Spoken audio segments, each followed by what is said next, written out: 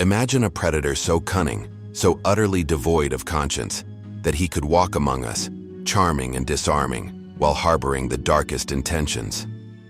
This isn't fiction. This is the chilling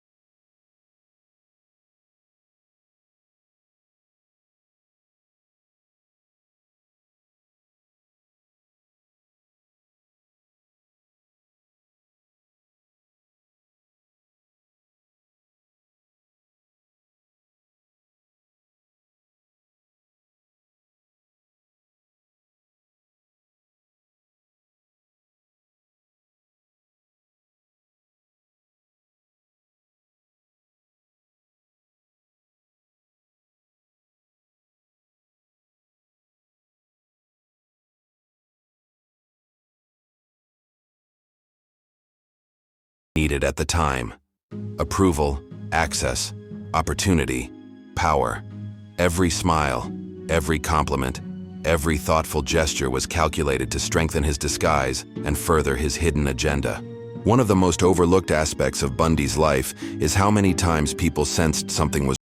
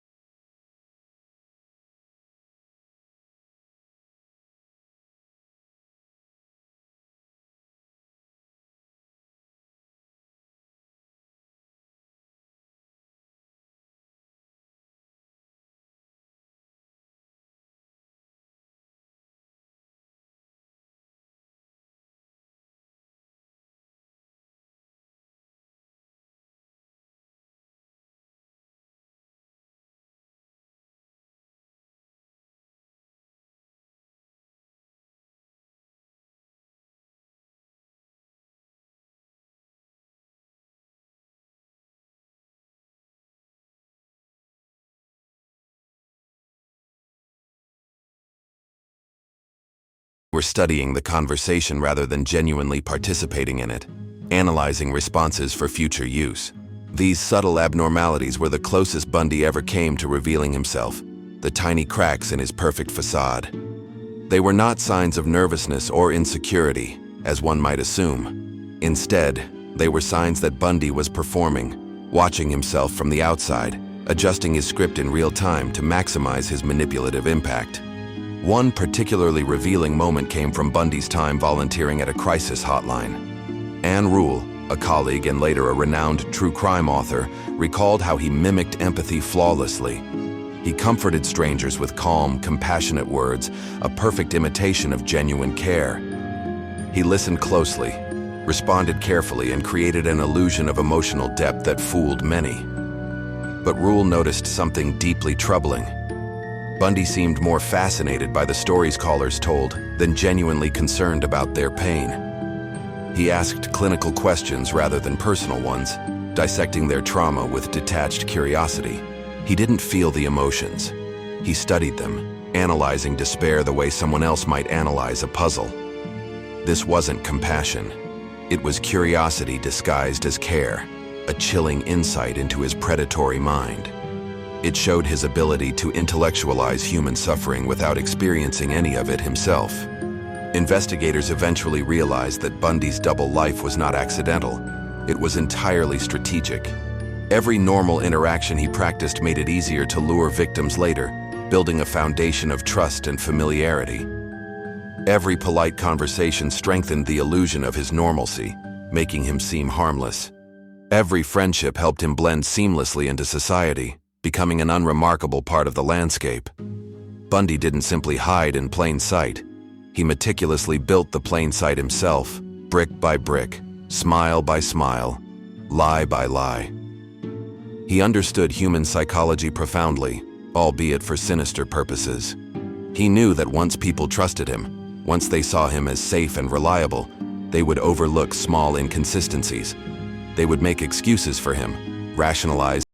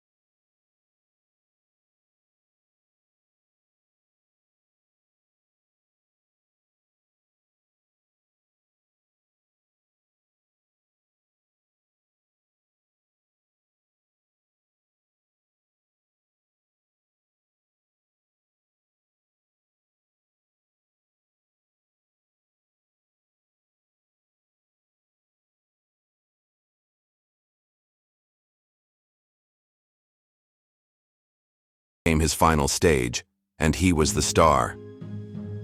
He cross-examined witnesses not just for legal strategy, but to intimidate them, to assert his dominance even from the defense table. He flirted with female reporters, believing he could turn their curiosity into sympathy, a desperate attempt to sway public opinion.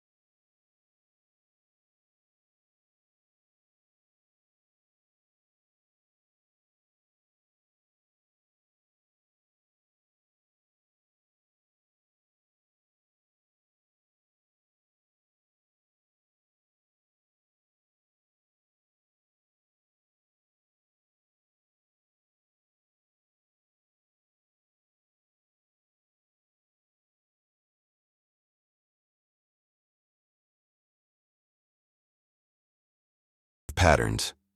His story serves as a grim textbook for recognizing the subtle signs of a predatory personality. Even today, Bundy's name surfaces whenever a case involves a charismatic suspect, a double life, or a hidden predatory nature. His story functions less as history and more as a perpetual warning. It's a stark reminder that danger does not always look.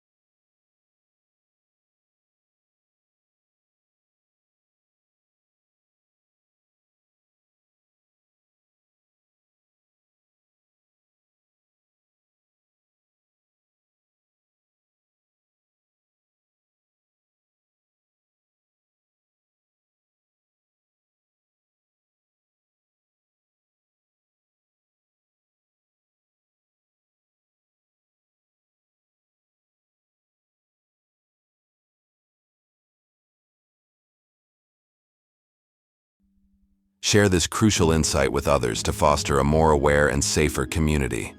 Your awareness is your strongest defense.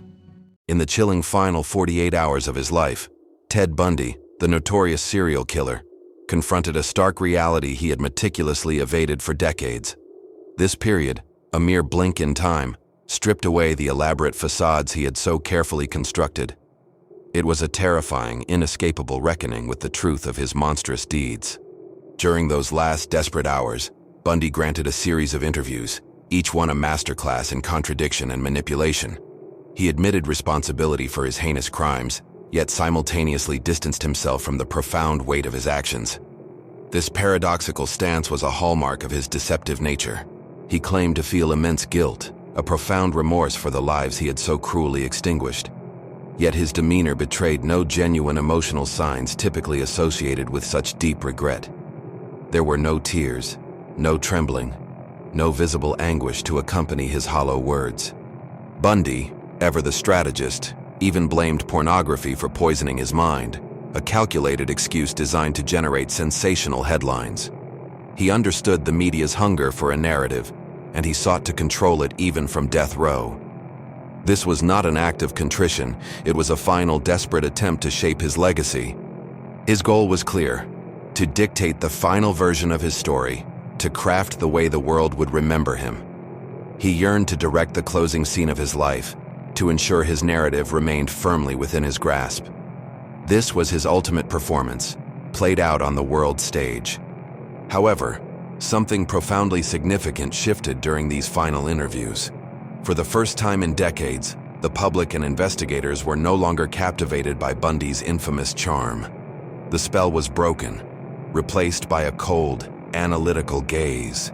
People began to study him, dissecting his words and mannerisms, exposing the inherent weakness beneath his polished exterior. The illusion of his charisma, once so potent, began to crumble under intense scrutiny. His power over perception was finally waning. Investigators, now keenly aware of his manipulative patterns, recognized that his confessions were not born of a newfound conscience. Instead, they were offered as a form of currency, a desperate bid for more time. Each new detail he shared, he believed, bought him precious moments. But the relentless clock of justice was ticking down. All avenues for appeal had been exhausted, and the governor steadfastly refused to intervene. The public, weary of his games, demanded justice, a finality to his reign of terror.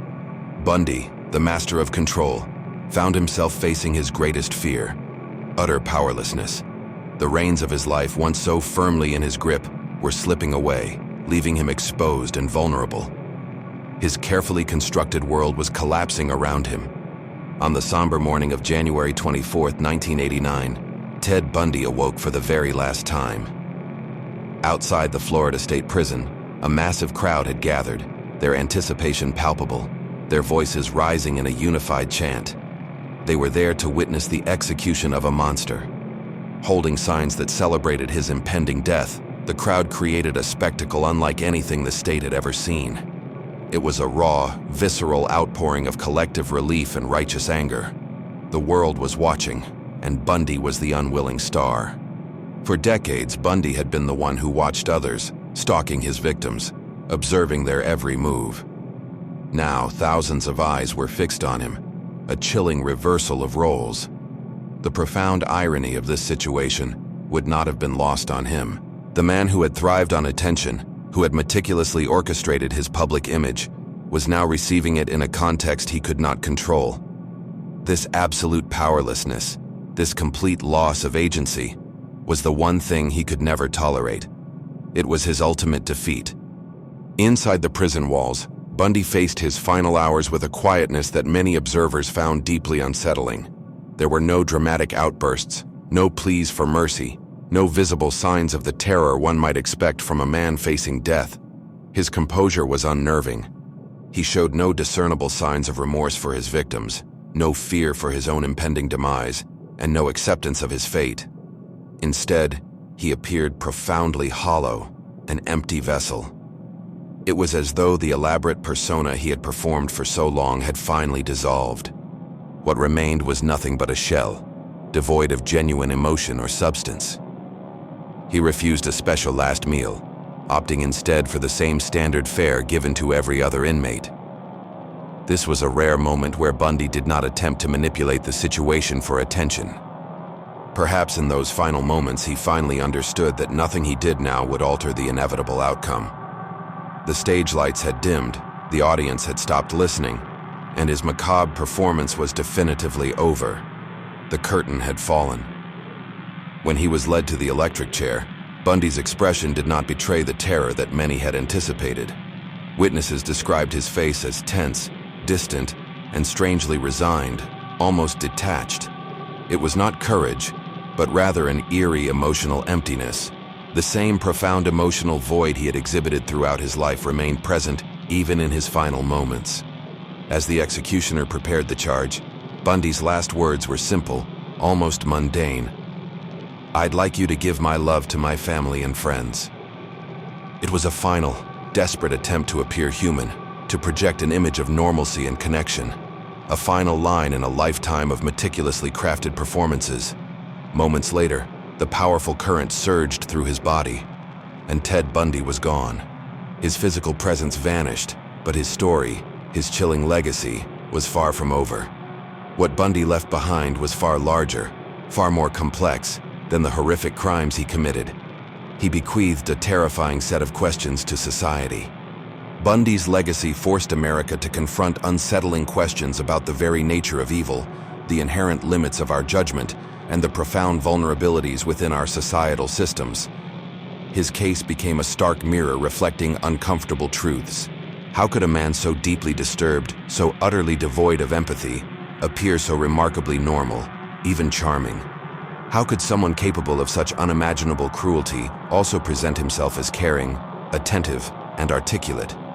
The dichotomy was baffling. His existence raised the terrifying question: how many people like him exist in the world, moving among us, unnoticed, undetected, unimagined? Bundy was terrifying not because he was an obvious monster, but precisely because he was not. His crimes forced a chilling realization.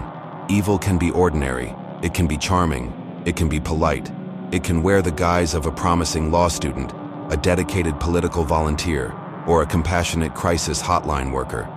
This normalcy was his most potent weapon. As investigators meticulously reviewed the full scope of Bundy's crimes, they began to grasp the astonishing complexity of his movements and methods. He was a master at exploiting the systemic weaknesses of his era, a predator perfectly adapted to his environment. He expertly exploited the absence of interconnected databases, a critical flaw in law enforcement at the time. He understood and capitalized on jurisdictional gaps, knowing precisely where and how to disappear across state lines without detection. Bundy knew how to travel undetected across hundreds of miles, blending seamlessly into new communities.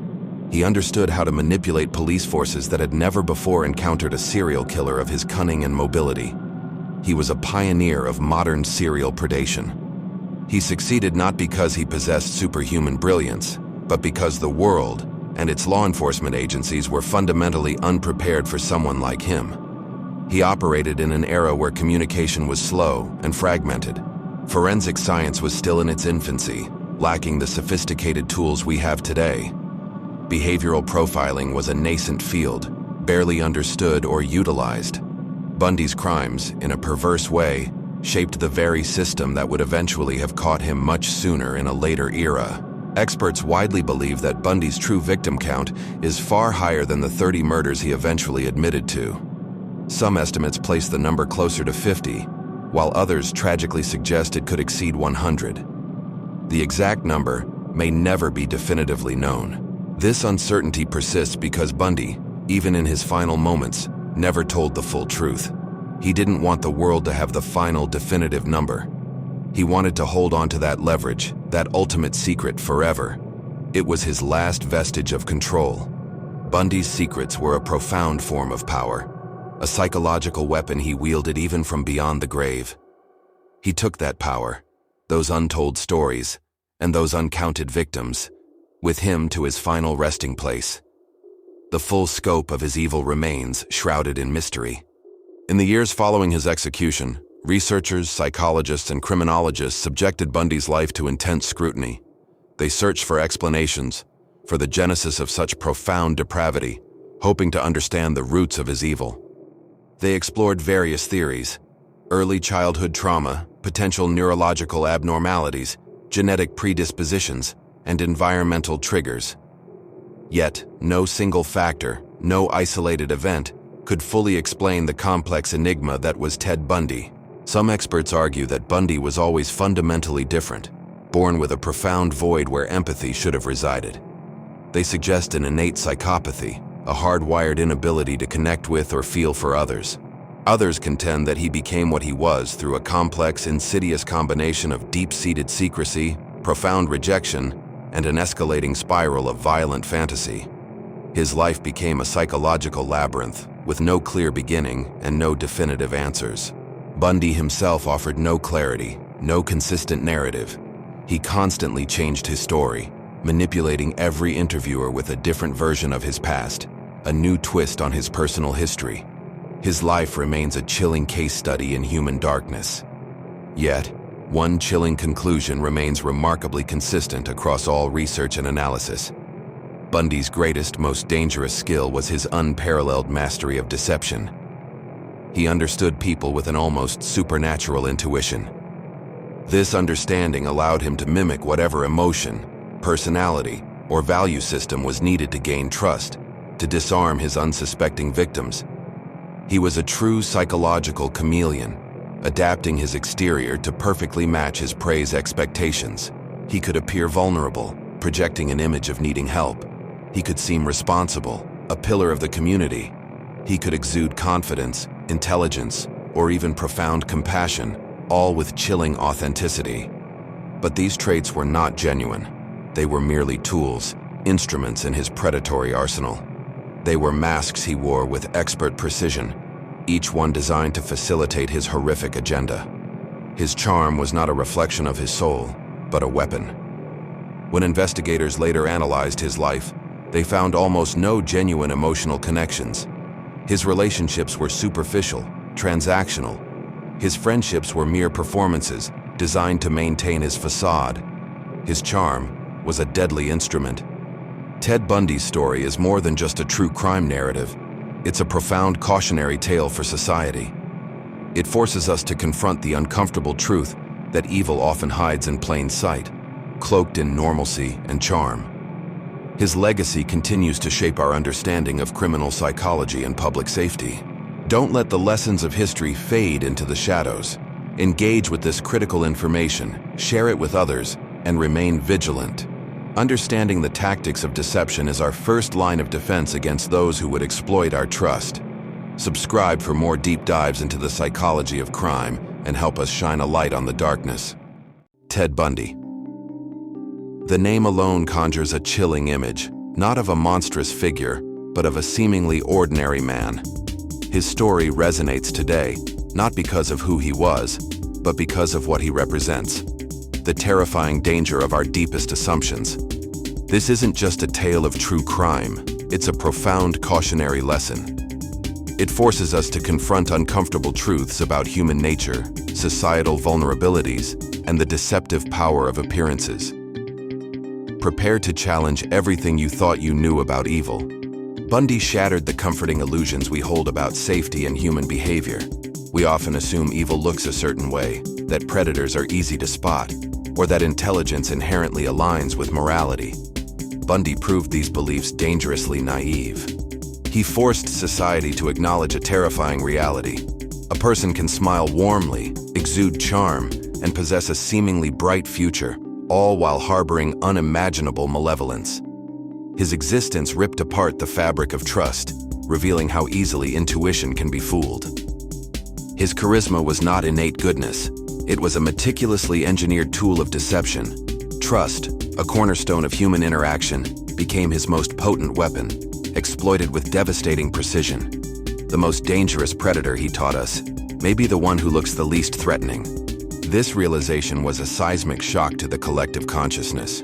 It forced a painful reevaluation of how we perceive others and the subtle cues we rely on. The comfortable boundaries between good and evil blurred, leaving a lingering sense of unease. Bundy's horrific crimes, though born of individual depravity, became an unexpected catalyst for profound systemic change. His case didn't just make headlines, it fundamentally transformed modern criminal investigation and forensic science. It directly shaped the development of behavioral profiling at the FBI, pushing pioneers like Johnny Douglas to delve deeper into the minds of serial offenders. The need for understanding motive and pattern became paramount, moving beyond traditional evidence. His widespread geographic crimes highlighted critical failures in interagency communication. Law enforcement, often siloed by jurisdiction, learned the hard way that sharing information was not just beneficial, but absolutely essential to catching mobile predators. The fragmented nature of criminal records across states underscored the urgent need for national databases. While systems like CODIS came later, Bundy's case laid bare the vulnerabilities that such centralized information could address, preventing future offenders from slipping through the cracks. Bundy didn't intend to teach these vital lessons. He merely exposed the gaping weaknesses in the system with such dramatic brutality that change became inevitable. His disturbing legacy, therefore, played an undeniable role in preventing countless future victims. Perhaps the most enduring and unsettling lesson Bundy left behind is a stark reminder of our own cognitive biases. Our perception of people is often profoundly limited by what we want to believe, by the narratives we construct based on superficial cues. Bundy succeeded precisely because people wanted to see him as polite, educated, articulate, and promising. He embodied the ideal young man, handsome, intelligent, and seemingly destined for success. This desire to believe in the goodness of appearances was his most potent weapon. He masterfully exploited the halo effect, where positive traits in one area, like charm or intelligence, spill over to influence our perception of other unrelated traits, like morality. His victims, and even those who knew him, struggled to reconcile his outward persona with the monstrous acts.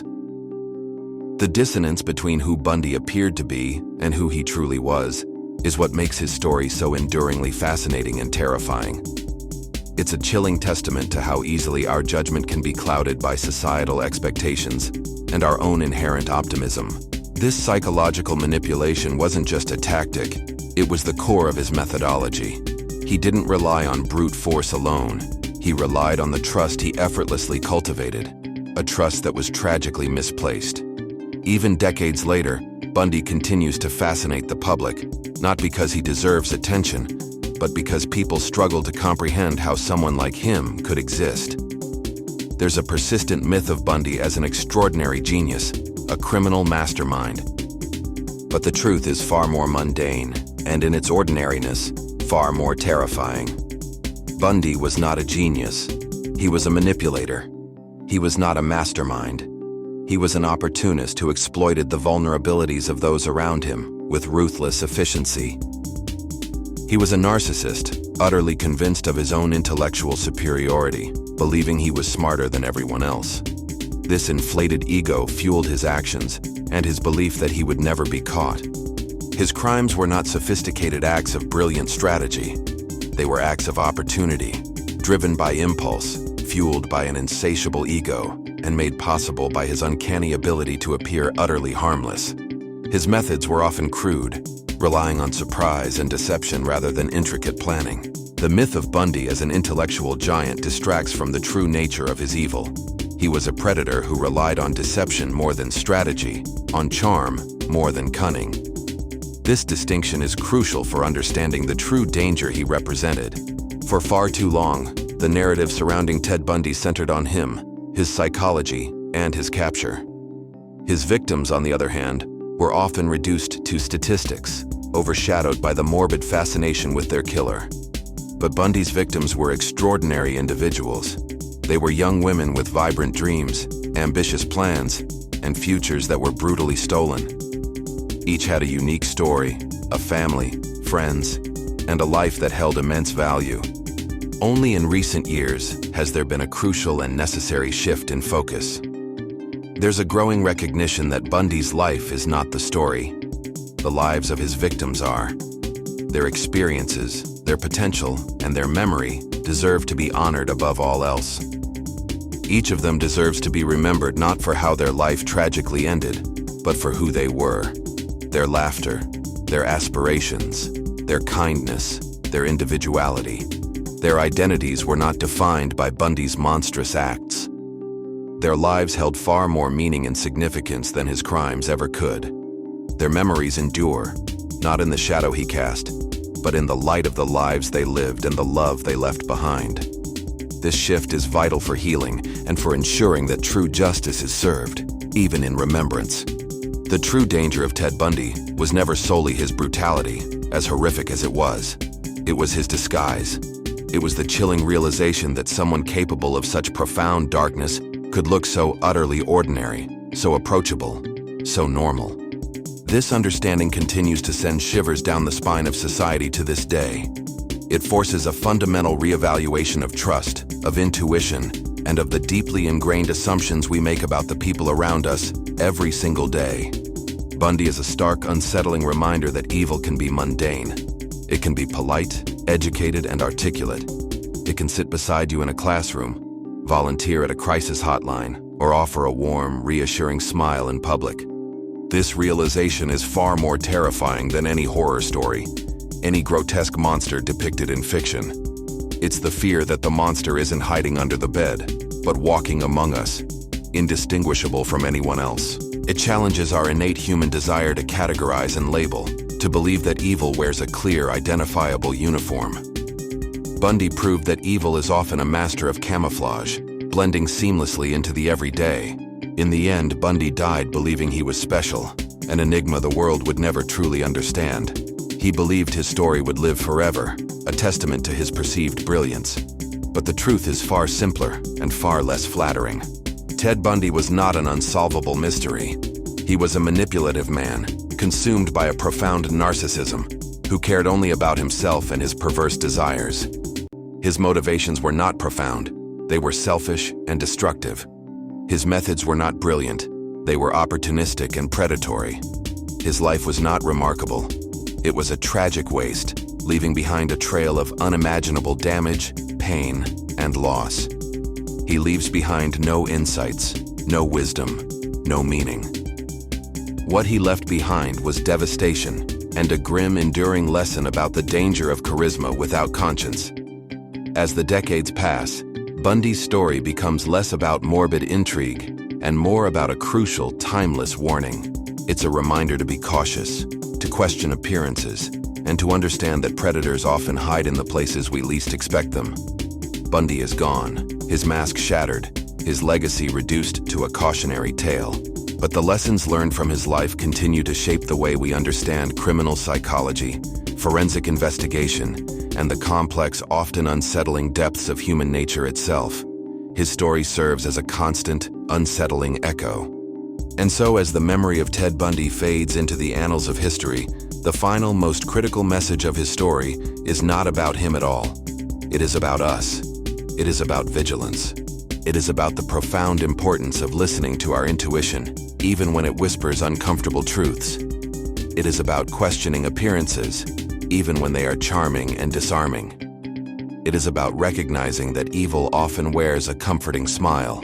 Bundy wanted to be remembered as someone unique, someone powerful, someone larger than life.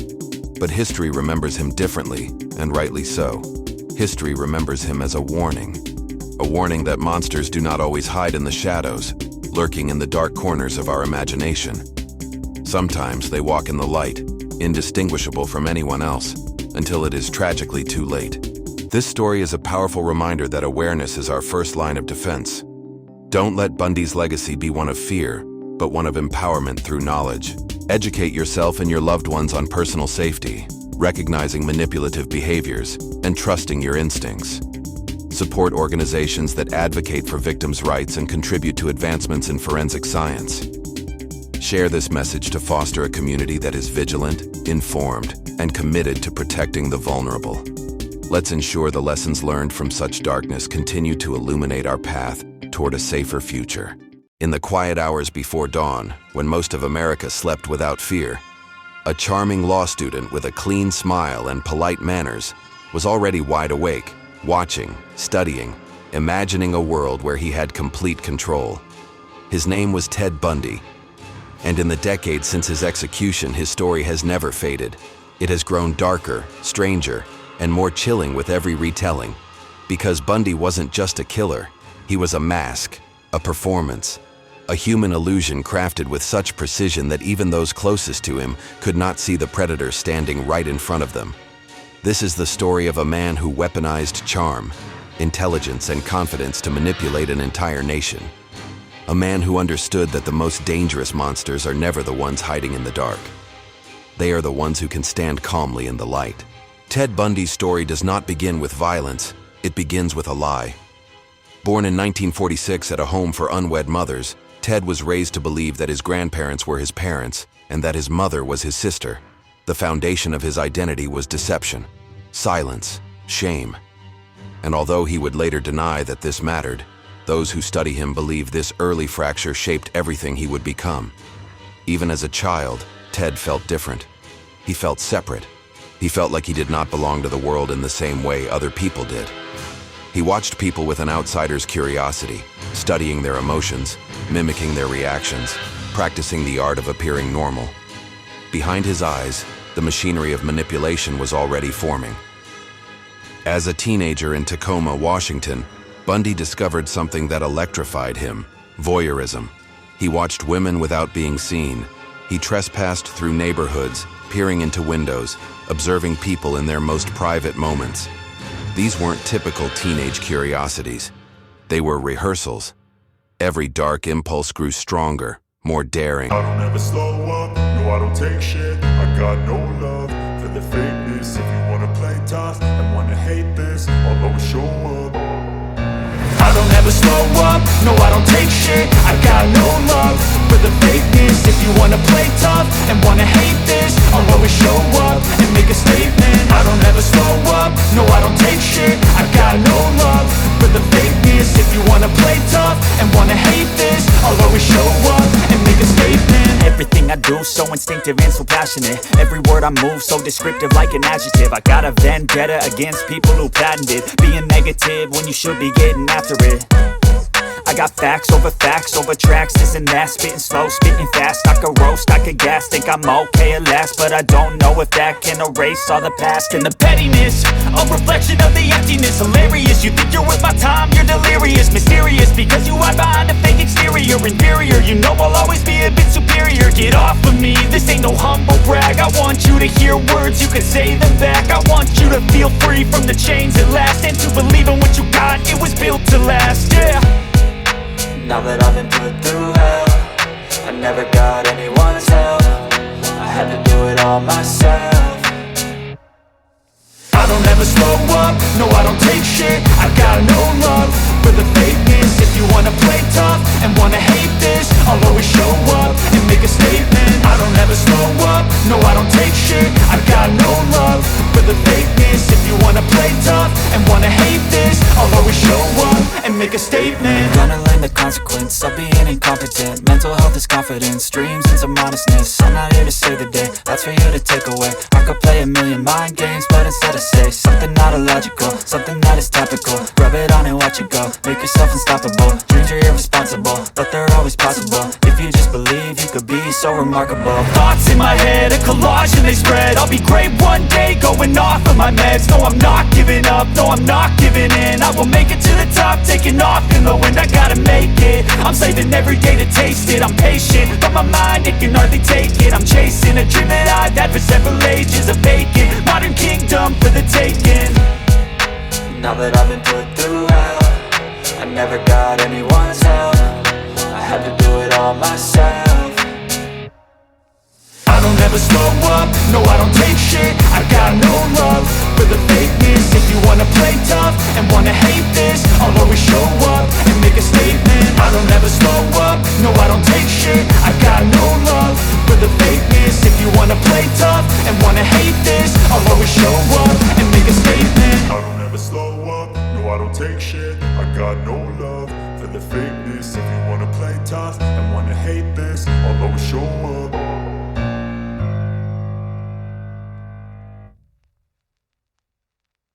Ott and Denise Naslund to their deaths within hours of each other. It was a crime so brazen and so confident that investigators initially refused to believe one man could have done it. But Bundy understood something the world did not. People are far more willing to help a polite stranger than they are to fear him. By the end of 1974, Bundy had moved to Utah and began law school. His classmates described him as calm, focused, charismatic. They had no idea they were sitting beside a man who hunted human beings like prey. When women began disappearing in Utah and Colorado, no one connected the cases to those in Washington. Bundy exploited these blind spots flawlessly. He understood jurisdiction gaps long before law enforcement did. He understood how to change his appearance, how to move between states, how to hide in plain sight. Every new environment was a fresh start, a new mask, a new collection of unsuspecting victims. But Bundy could not stay invisible forever. In August 1975, a police officer in Utah noticed a suspicious Volkswagen Beetle. Inside, the officer found handcuffs, ski masks, rope, and tools Bundy had no logical reason to possess. He was arrested, and for the first time in his life, the mask cracked. He was no longer the charming law student. He was a suspected predator. Yet even then, Bundy slipped through cracks.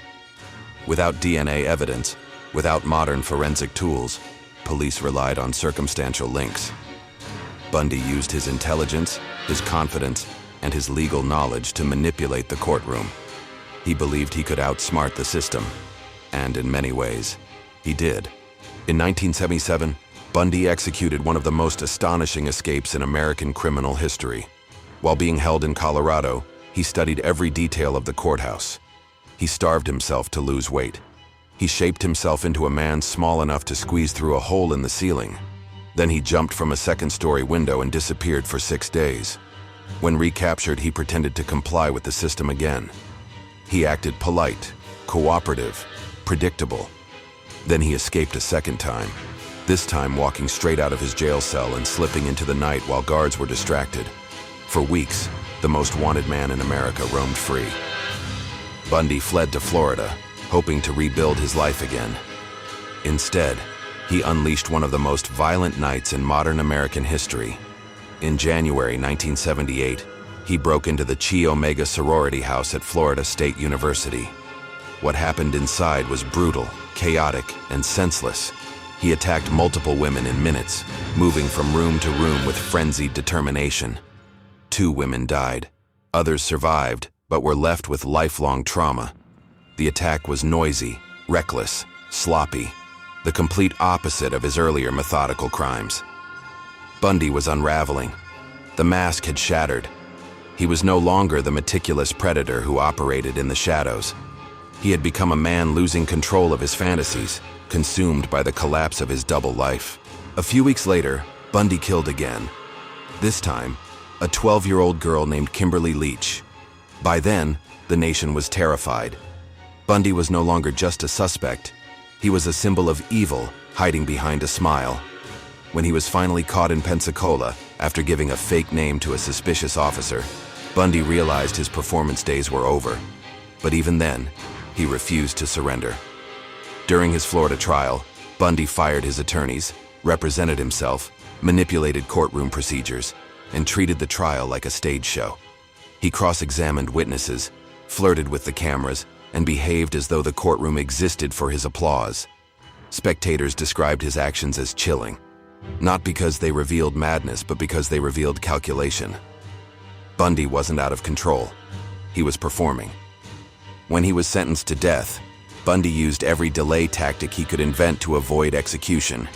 He granted interviews, hinted at confessions, manipulated journalists, and pretended to cooperate with investigators.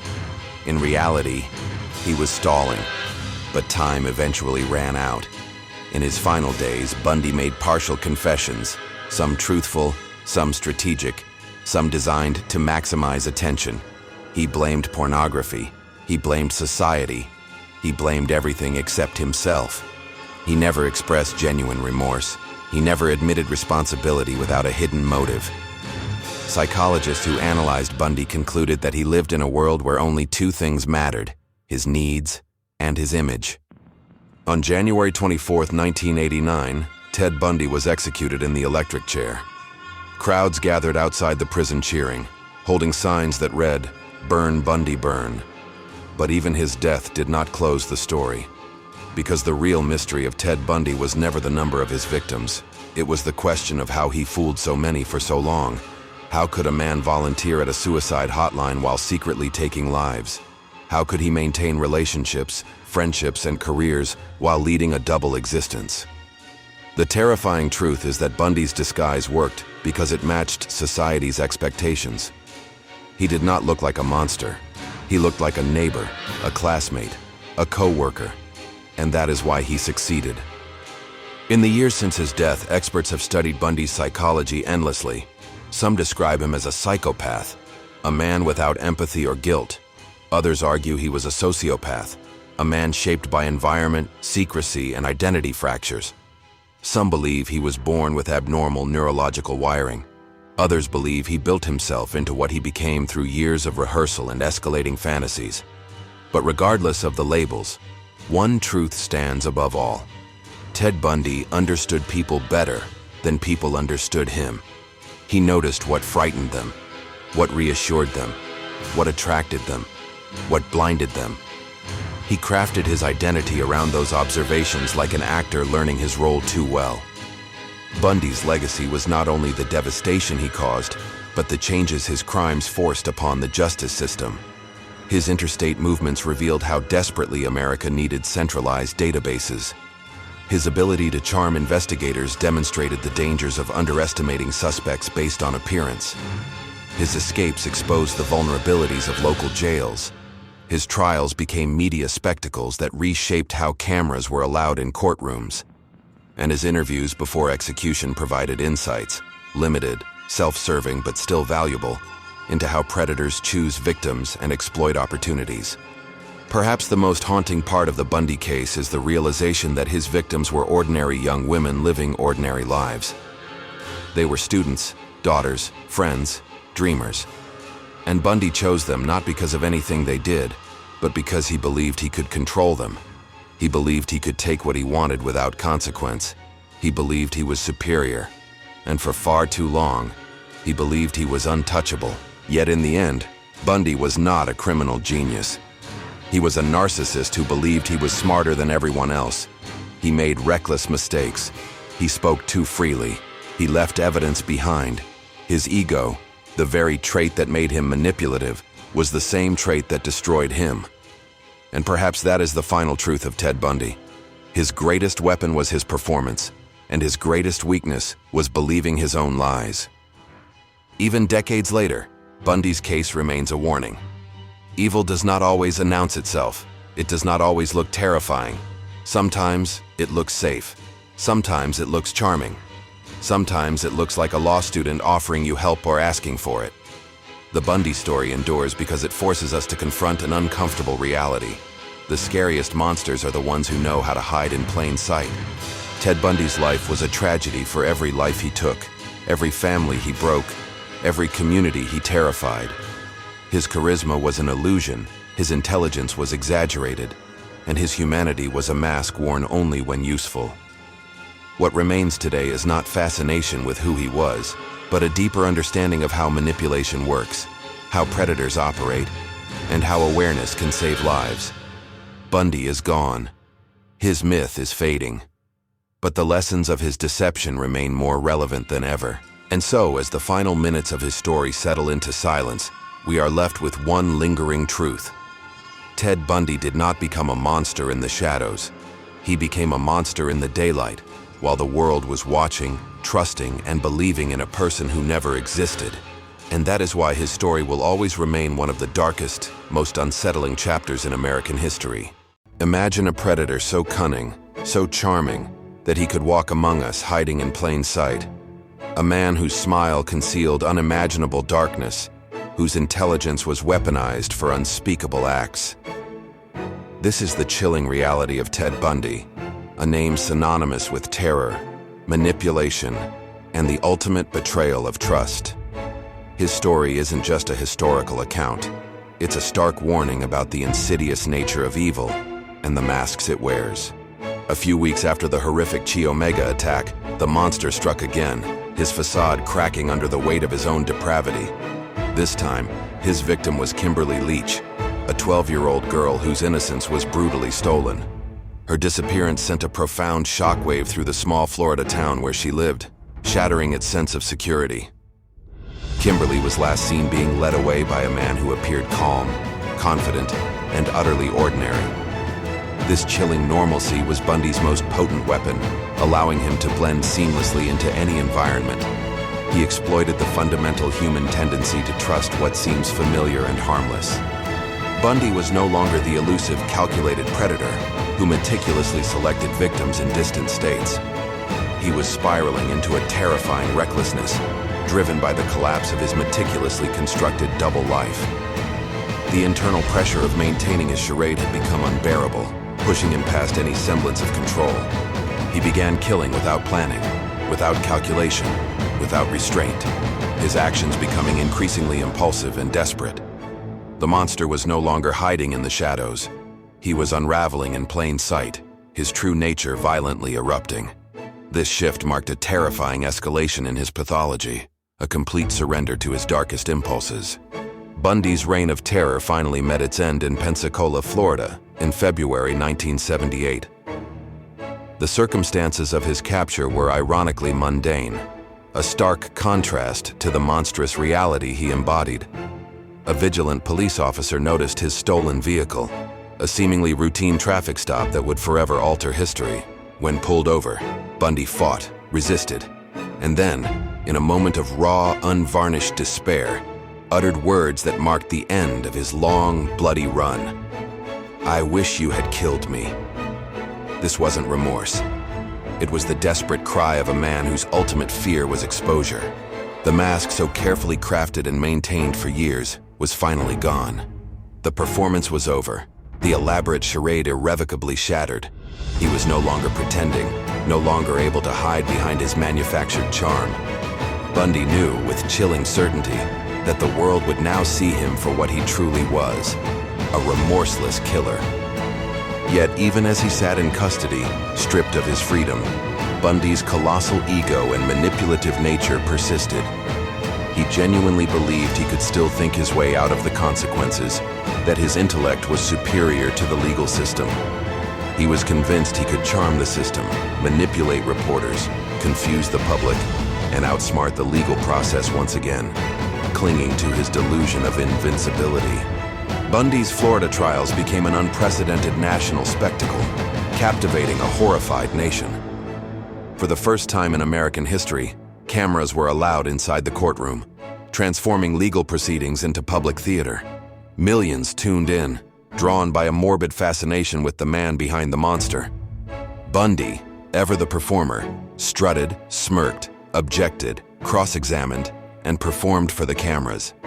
He behaved not like a man fighting for his life, but like an actor auditioning for the role of a lifetime. His actions were a calculated display, designed to project an image of intelligence and innocence. He treated the courtroom as his personal stage, the jury as his captive audience, and the victims as mere props in his twisted drama. This dehumanization was central to his psychological defense, allowing him to distance himself from the horrific reality of his crimes. He dismissed his attorneys, choosing to represent himself, believing he could outwit the prosecution. He attempted to use legal procedures not as tools for justice, but as instruments for manipulation and delay. However, this time, the world was watching too closely, scrutinizing his every move. People began to see through the illusion, recognizing the chilling arrogance, the boundless ego, the profound cruelty, and the utter lack of empathy that defined him. Bundy wasn't a misunderstood genius. He was a performer desperate to maintain control, even as his world crumbled. Despite his elaborate courtroom theatrics, the evidence against Bundy was overwhelming and undeniable. Survivors from the Chi Omega house bravely identified him, their testimonies piercing through his facade of normalcy. Witnesses from prior states came forward, connecting him to a wider pattern of violence.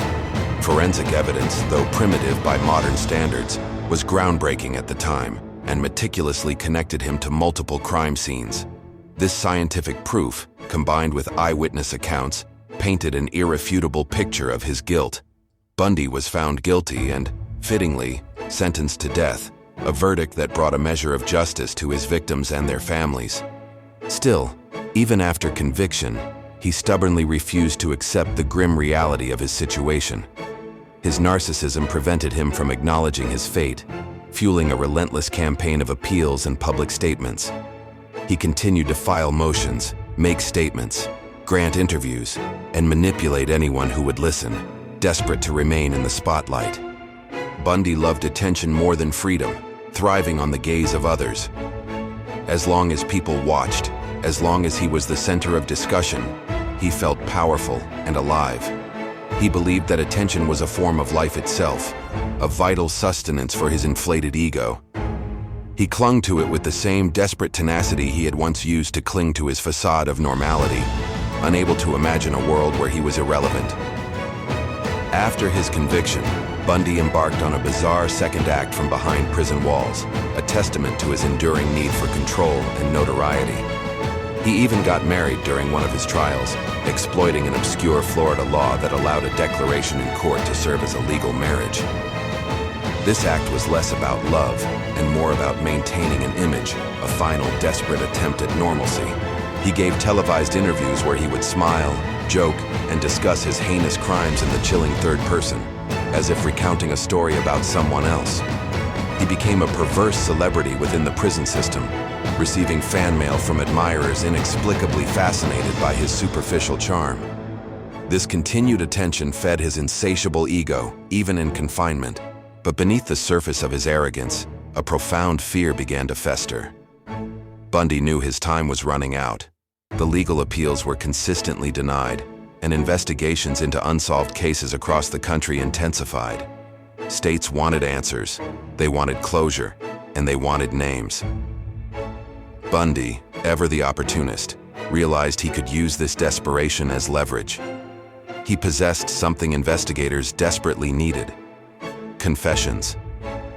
Bundy began a slow, calculated drip of information, a macabre game of cat and mouse. He admitted to some crimes, hinted at others, and deliberately kept the exact number of victims vague, maximizing his perceived value. His goal was clear: to prolong his life by making himself indispensable. The more he talked, the longer he could delay his inevitable execution, buying precious time. Even in his confessions, Bundy never spoke with genuine remorse or regret. His voice was devoid of emotion, his demeanor detached, almost academic. He spoke with a chilling fascination, and sometimes even amusement, as if recounting an interesting puzzle he had solved. This lack of empathy was profoundly disturbing. He described the gruesome details of his actions not as tragedies, but as intricate problems he had masterfully navigated. Observers were chilled not by the content of what Bundy said, but by the utterly devoid of humanity way he said it. He wasn't haunted by what he'd done, he was fascinated by it. A true psychopath incapable of understanding the pain he inflicted. Experts tirelessly tried to understand Bundy's complex psyche, but his profound contradictions made that nearly impossible. He was a perplexing enigma, both supremely confident and deeply insecure, outwardly charming yet profoundly manipulative, articulate in speech yet hollow in emotion. He could mimic emotion perfectly, but he felt none of it. He could pretend to understand people, but only enough to exploit their vulnerabilities. When psychologists tested him, he registered as a classic psychopath, superficially charming, deeply narcissistic, utterly devoid of empathy, and extraordinarily skilled at manipulation. Yet, even that clinical label felt insufficient to capture the depth of his depravity. Bundy wasn't just a psychopath, he was an actor so utterly committed to his monstrous role that he fooled almost everyone, believing he could fool the world until his very last breath. But the world was inexorably changing, slowly catching up to the darkness Bundy represented. Advances in forensic science, significant improvements in interstate communication, and a growing public awareness of serial offenders meant Bundy's era of invisibility was rapidly drawing to a close. The tools to expose such evil were finally catching up. The public no longer saw him as a charming young man wrongly accused of terrible deeds. The illusion had shattered completely. They now saw him for what he truly was, the embodiment of predatory evil, hiding behind a deceptive smile. The myth of the charismatic, misunderstood figure was dying, replaced by a stark, horrifying reality. As that grim reality came into sharp focus, Bundy's power, his ability to manipulate and charm, faded into nothingness. He was no longer feared in the same way. The mystery was gone. He was no longer admired by his strange fan base. He was no longer fascinating, his tricks exposed. He was simply a man in a cold, sterile cell waiting for the inevitable, his influence utterly diminished. As his final execution date loomed, Bundy attempted one last, desperate performance, a final gamble for survival. He claimed he possessed valuable information, a treasure trove of secrets that could solve dozens of cold cases. He claimed he was finally ready to come clean, to offer full disclosure. It was a desperate plea for relevance, a final attempt to delay the inevitable. But it was too late. The authorities, hardened by years of his manipulation, no longer trusted him. They no longer believed that another delay would genuinely reveal new truths. They had heard it all before. Bundy's desperate bargaining sounded less like a man offering genuine help and more like a doomed gambler clinging to his last worthless chips. His credibility was completely eroded. The world had finally stopped listening. And of all the punishments Bundy faced, of all the horrors he endured in his final days, being ignored may have been the one he feared most. For a man who thrived on attention, who believed it was his lifeblood, the silence of the world was the ultimate, most crushing defeat. Ted Bundy's story is a chilling reminder of the darkness that can lurk beneath the most ordinary exteriors. It teaches us the critical importance of looking beyond superficial charm, of trusting our instincts, and of understanding the psychological profiles of those who seek to manipulate. His unmasking was a victory for justice, but his legacy serves as an enduring warning. Don't let his story be just a tale of the past. Take a moment to reflect on the power of perception and the dangers of manipulation. Share this story to educate others, and always remain vigilant against the subtle masks that evil can wear. Your awareness is your greatest defense.